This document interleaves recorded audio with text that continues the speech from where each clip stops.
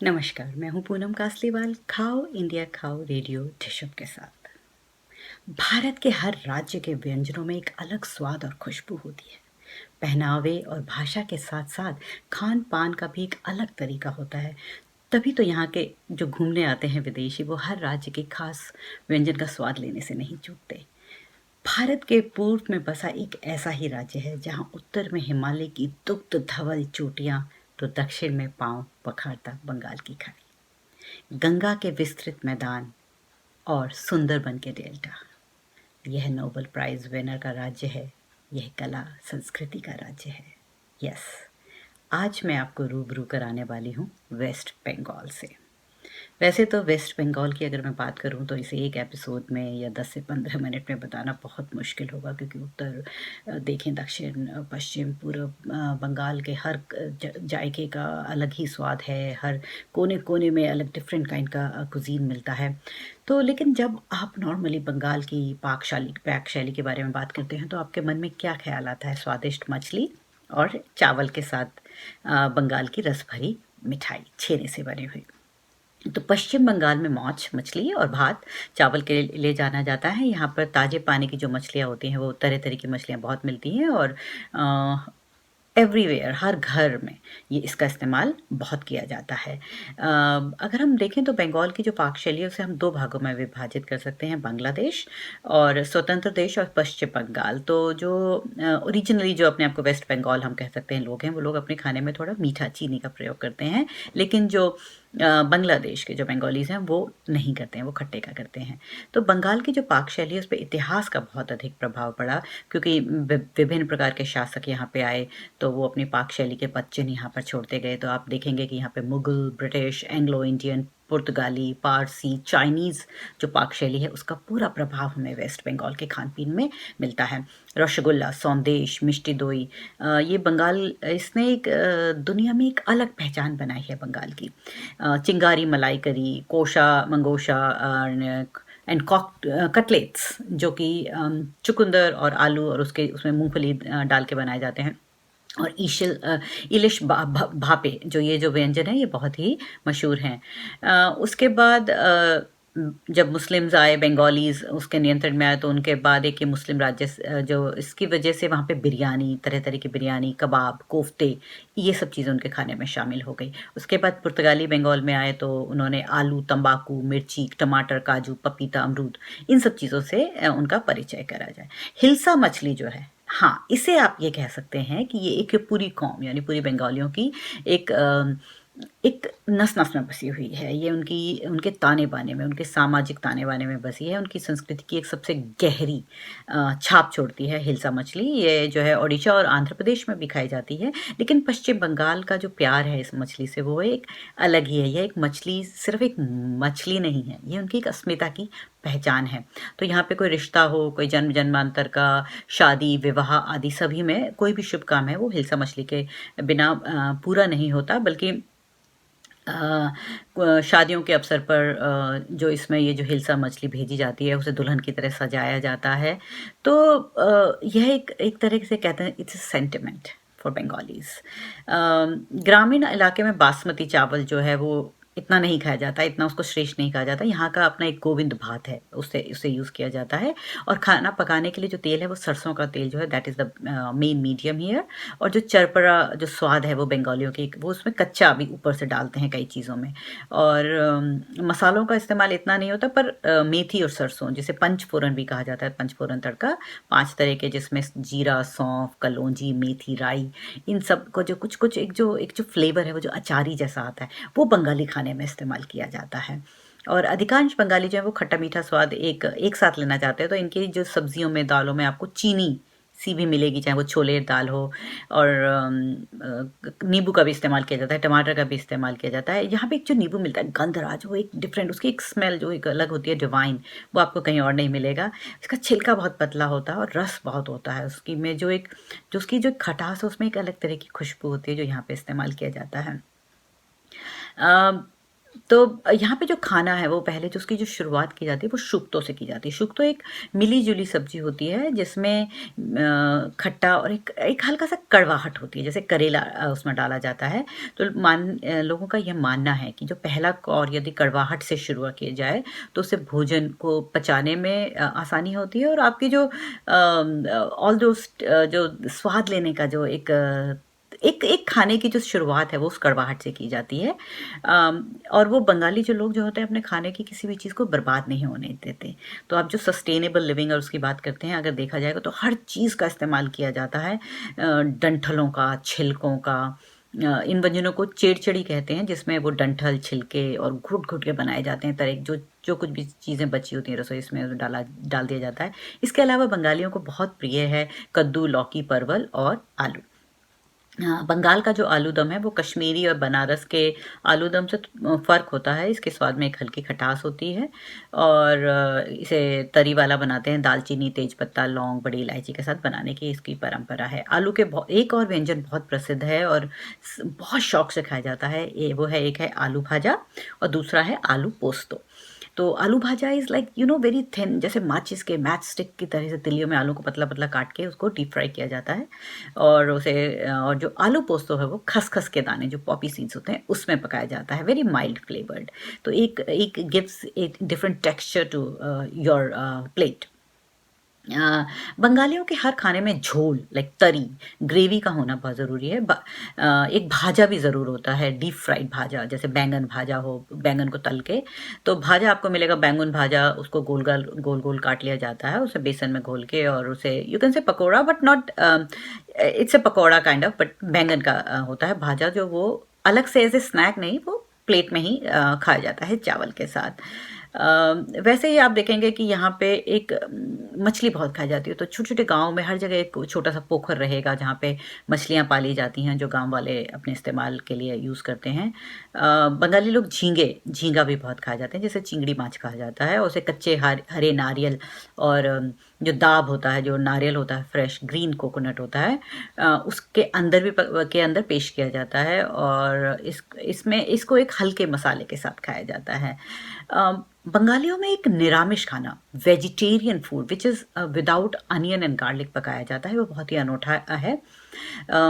और ये सिर्फ़ गरम मसालों में पकाया जाता है। तो जैसे उत्तर भारत में पनीर और आलू की एक तानाशाही आप कह सकते हैं, लेकिन यहाँ की जो निरामिष थाली है उसमें आपको पनीर नहीं मिलेगा, लेकिन it's very different, very unique, उसका एक ख़ास ही स्वाद है और इसकी सबसे बड़ी ख़ासियत है इसका इतिहास। तो हुआ ये कि जो बंगाली महिलाएँ जो कि विधवा हुआ करती थीं, उन्हें मनाही थी नॉन वेजिटेरियन खाना खाने की। तो उन्होंने अपने जो दादी-नानियों ने अपनी कलात्मक और रचनात्मक तरीके को, अपना जो एक पूरा स्वाद है, अपना जो दिल है, इस थाली में परोस दिया।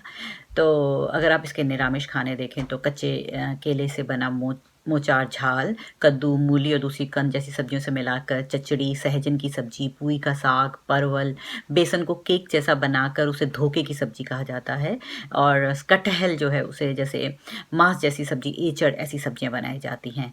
तो इन बंगाली विधवाओं ने हर स्वाद को मतलब एक नया रूप दे दिया। उन्हें स्वाद की मनाही ही थी, लेकिन उन्होंने एक दूसरा तरीका अपनाया इस तरीके से भोजन को स्वादिष्ट बनाने को। तो अगर आपको मौका मिले तो ज़रूर बंगाल की जो निरामिष थाली है उसका स्वाद लीजिए और कम से कम उन महिलाओं को याद कीजिए जिन्होंने पीढ़ी दर पीढ़ी अपने अभावों को पार पाते हुए इस थाली में, इस भोजन में स्वाद को परोस दिया। याद रखिए, बंगालियों को खसखस बहुत पसंद है, पॉपी सीड, और ये वास्तव में उन्हें व्यंजन में जोड़ते हैं और उनके भोजन को अधिक स्वादिष्ट बनाते हैं। तो काफ़ी सारे उनके जो व्यंजन हैं उसमें खसखस उसको सोक करके उसकी प्यूरी बना के उसको पीस के चटनी की तरह और उसका इस्तेमाल किया जाता है। जिस तरह भारत के हर राज्य की संस्कृति अलग होती है, उसी प्रकार हर प्रदेश का जो खान-पान है वो अलग होता है और जैसे कहते हैं ना कि एक मील पे भाषा बदल जाती है, उसी प्रकार खाने का तरीका भी बदल जाता है। आप ये नहीं कह सकते कि ये जो मछली है ये इस राज्य से है, क्योंकि हर परिवार में पीढ़ी दर पीढ़ी अलग तरीके से हर चीज़ बनाई जाती है। तो चावल जो है वो पश्चिम बंगाल का प्रमुख खाद्य है। आप यहाँ देखेंगे तो मछली चावल को बहुत प्रमुखता दी जाती है, लेकिन यहाँ के जो मीठे हैं उनका भी एक अलग यूनिक स्वाद है, जो कि कहते हैं कि पुर्तगालीज़ लाए थे, जो छैना है चीज़, और उसके बाद वो धीरे-धीरे रसगुल्ला, खसखस, और अगर आप बंगाल में जाएँगे तो आप वहाँ पे आपको 50 से 55 100 तरीके के संदेश और मिठाइयों की वैराइटीज़ मिलेगी। यहाँ पे बंगाली खाने-पीने के बहुत शौकीन होते हैं। सुबह अगर वॉक पे निकलेंगे, आते हुए रास्ते से मछली खरीदते हुए और ज़रूर कुछ ना कुछ खाते हुए घर पहुँचेंगे, और फिर ज़्यादातर वो लोग अपने घर से चावल खाकर निकलते हैं। पर नाश्तों के तरह-तरह स्नैक्स के वो बहुत शौकीन होते हैं। शाम को घूमने निकलेंगे तो तरह-तरह के, और हर एक के बंधे हुए कुछ दुकानदार, कुछ कहते हैं ना ठेके-ठिए होते हैं, कि वो उसी जगह जाएँगे, कि अगर उन्हें स्पेशल कचौड़ी खानी है तो वो कहाँ जाएँ, और अगर उन्हें किस तरह की झालमुड़ी खानी है तो वो किस कोने में जाएँगे। तो बंगाली लोग खाने के पीने के बहुत ही शौकीन होते हैं। वो फूल भी खाते हैं, जैसे कद्दू, केला, कच्चा कटहल, वाटर रीड, मुलायम सहजन की फली, कद्दू का छिलका। तो इनकी जो एक पाक शैली है वो एक विशेष स्थान रखती है। सामाजिक अवसरों के बहुत तरह के डिफरेंट डेज़ में डिफरेंट तरह का मेन्यू होता है, पूरा मेन्यू डिसाइड होता है। एक्चुअली उनकी जो खाने की शुरुआत होती है कि अगर किसी भी समारोह की, किसी की, वो खाने के मेन्यू से ही शुरू होती है और खाने के मेन्यू पर ही ख़त्म होती है। तो वो एक खाने को एक रोज़मर्रा का ऐसे हिस्सा मानते हैं, और मतलब पूरे आनंद के साथ उस खाने का स्वाद लेते हैं। तो आप बंगाल की मिठाई का स्वाद तो पूरी हर जगह ले सकते हैं। अब ये सिर्फ़ बंगाल में नहीं रही है, इसने अपनी चार दीवारियों को तोड़ दिया है और पूरे दुनिया भर में जानी जाने लगी है। संदेश, रसगुल्ला, पांतुआ, पायेश, चमचम, मालपुआ, पीठा, और जो हाका, जो पूरे विश्व भर में प्रसिद्ध है, अगर देखा जाए तो वो बंगाल की देन है। तो बंगाल में एक पूरा चाइना टाउन है, जो चाइनीज़ जो आकर हज़ारों वर्षों से वहाँ पर रह रहे हैं, जो दिखने में चाइनीज़ जैसे लगते हैं पर बोलते बंगाली या हिंदी है। उन्होंने इस हाका को जो एक नया रूप दिया, उसे मोर स्पाइसी बनाया, उसमें डिफरेंट, और वही अब हम डिफरेंट वैराइटीज़ और डिफरेंट वेज़ में हम डिफरेंट तरीके से यहाँ पर देखते हैं। हाका नूडल्स, जो हाका है, जो बिगेस्ट टाउन है, वो कलकत्ता में है, और ये वहीं से इसका उद्गम स्थल आप कह सकते हैं हाका चाइनीज़ का हुआ था। तो जो पश्चिम बंगाल है वह संस्कृति, कला और साहित्य का केंद्र है। यहाँ जगह-जगह पर इतिहास, विरासत, कविता, रंगीन जीवन, त्योहार, समृद्ध शास्त्रीय कला आप देख सकते हैं। जो बंगाली भोजन है वो दुनिया भर में प्रसिद्ध है। आप बंगाल जा तो नहीं सकते, पर बंगाल का खाना ज़रूर बना सकते हैं। तो आप बताइए कि आपने कौन-सी बंगाल की डिश ट्राई की है? कौन-सी बंगाल की डिश आपको बहुत पसंद है? जैसे कि मेरा पसंदीदा है रसगुल्ला। नमस्कार। Are you giving up your dream to own your own home?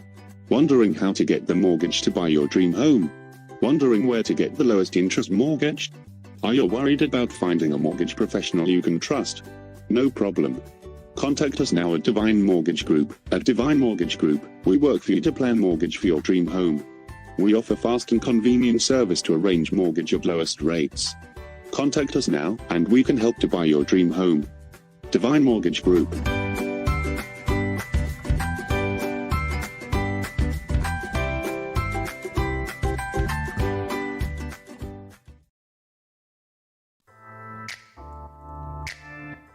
Are you tired of managing your paperwork? Is it hard to reach your CPA? Do you need instant access to your tax documents? No problem. Meet Lisio, Balbir CPA Advice Center's client portal. There's a fun way of dealing with your CPA 24/7. Lisio cool features include document scanning, tax document storage, instant messaging, client tasks, and much more. All these cool features and much more in one awesome app, available on Android and iOS and web. Download link at our website, www.cpaadvicecenter.ca. Need help? Ask a representative or call our client care team.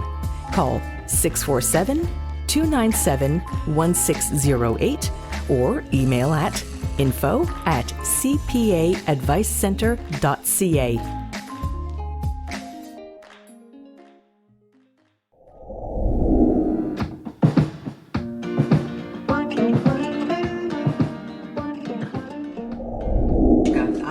रहे हैं बंगाल की एक प्रसिद्ध dish, इसे कहेंगे आलू पोस्तो। बहुत ही mild और नटी फ्लेवर होता है इसमें पोस्तो का। पोस्तो मीन्स पॉपी सीड्स। तो और बहुत ही सिंपल डिश है, बहुत ही माइल्ड होती है और बहुत ही कम इंग्रेडिएंट्स चाहिए होते हैं इसके लिए। सबसे पहले सरसों का तेल जो मैंने इस कढ़ाई में पहले से गर्म करने रख दिया है, और जो सूखा मसाला जाएगा इसमें सिर्फ हरी मिर्च, अदरक, कलौंजी और ये लाल मिर्च। तो ये जो तेल है ये गर्म हो चुका है, तो मैं इसमें ये तीनों चीज़ें डाल दूँगी, चारों चीज़ें, और हल्का सा भूनूँगी। और उसके बाद इसमें जाएगा ये आलू। आलू को मैंने छोटा छोटा टुकड़ों में काट लिया है। ये कच्चे आलू हैं, अच्छे से छील के और धो के मैंने उसे छोटे स्क्वायर पीसेस में काट लिया है। बस अब कुछ नहीं करना, अब इसको थोड़ी देर इस तेल के साथ भूनेंगे, करीब 3 से 4 मिनट, ताकि ये जो है हल्के हल्के से जैसे ब्राउनिश से हो जाए चारों तरफ से, वैसा करेंगे। मैंने अब इसमें थोड़ा सा नमक डाल दिया है और बस अब इसमें कुछ नहीं करना है, इसको थोड़ी देर भूनते रहना है कि हल्के से ये सिक जाए अच्छी तरह से। और उसके बाद जो जाएगा इसमें ये है पॉपी सीड्स का पेस्ट। तो ये जो है, ये देखिए, ये पॉपी सीड्स हैं, खसखस के दाने हैं। इन्हें मैंने 2 से 3 घंटे के करीब भिगो दिया था और फिर मैंने इसे पीस लिया है एक हरी मिर्च के साथ। This is what it makes, this is called पोस्तो, which makes, जो बंगाली कुजीन में बहुत ज़्यादा यूज़ होता है। तो उसके बाद मैं इसमें थोड़ा सा पोस्तो और थोड़ा पानी डाल के ढक दूँगी जब तक ये आलू पकना।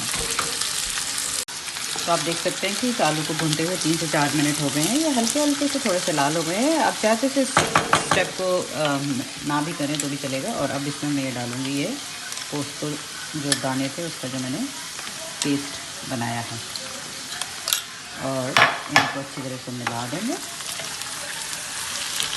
ये देखिए, इसमें एक इस तरह से इसकी एक क्रीमी टेक्सचर सा, उसकी एक कवरिंग सी हो जाती है। और अब मैं इसमें डालूँगी थोड़ा सा पानी, जो मैंने ये जो पोस्तो पीसा था उसी में। ये थोड़ी लिटपिटी सी सब्ज़ी बनती है, इसमें मिला दिया है मैंने, आपस में मिला के। और अब इसमें डालेंगे, जो बंगाली खाना होता है उसमें एक हल्की सी मिठास होती है।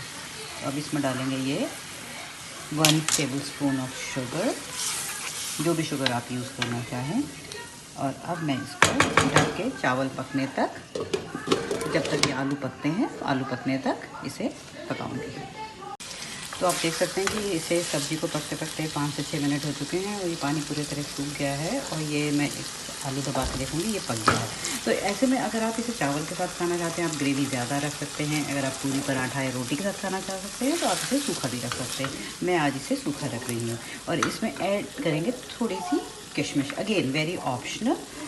कुछ लोग करते हैं, कुछ नहीं करते हैं। इसके ऊपर इस वक्त आप तले हुए प्याज भी डाल सकते हैं, थोड़ा सा नींबू का रस टू एलिवेट द टेस्ट। और सो इन्जॉय कीजिए इस डिश को, aloo posto. Very mild, very rustic, very simple dish to make. और इसका मज़ा आता है, सूखी बना रहे हैं तो पूरी या पराठे के साथ, और अगर आप इसमें थोड़ी सी ग्रेवी रखेंगे तो आप इसे चावल के साथ खा सकते हैं। इन्जॉय आलू पोस्तो।